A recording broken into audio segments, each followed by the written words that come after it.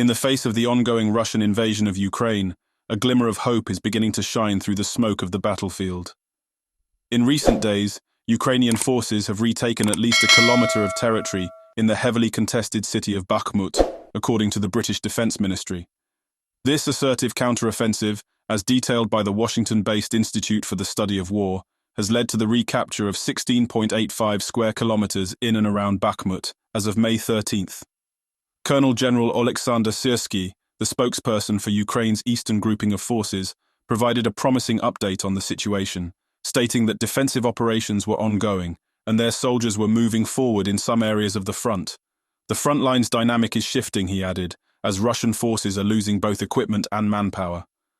Artillery, the king of battle, has played a crucial role in the Ukraine war, and the intensity of its use has reshaped the conflict's landscape.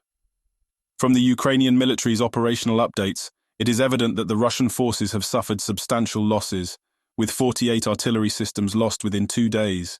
The General Staff of Ukraine's armed forces reported that Moscow's forces lost 21 artillery systems in the last 24 hours alone.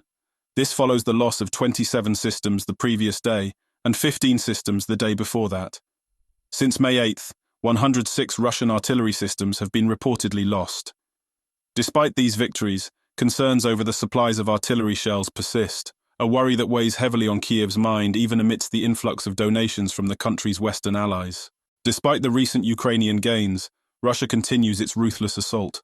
The Ukrainian General Staff reported that Russia unleashed a wave of strikes across Ukraine, launching cruise missiles and combat drones at multiple targets. The Russian Defense Ministry confirmed these attacks were aimed at the points of deployment of the armed forces of Ukraine and at the places of storage of ammunition, weapons, and military equipment received from Western countries. Among the targeted locations was the western Ukrainian city of Ternopil, which was hit just as Ukraine's Eurovision entry, Dvorchi, performed in the UK. The band, who hail from Ternopil, shared the grim news on social media, stating that their hometown was bombed by Russia while we sang on the Eurovision stage.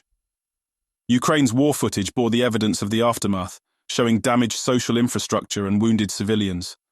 The city of Bakhmut, located at an intersection of rail and roads leading to strategically significant cities in the Donbass, has been the epicenter of some of the war's heaviest fighting.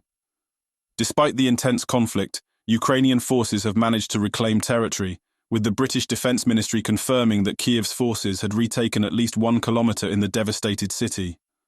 Ukrainian Deputy Defence Minister Hanna Maliar echoed this sentiment, stating on Telegram that their troops were gradually advancing in 2 directions in the suburbs of Bakhmut. Amid this backdrop, a Ukrainian counteroffensive, long anticipated by both Russia and the international community, could be imminent. Ukrainian President Volodymyr Zelensky hinted at this possibility over the weekend, promising that Russia will definitely feel it. In a surprising turn of events, Russia's Ministry of Defense acknowledged a retreat from the contested city of Bakhmut.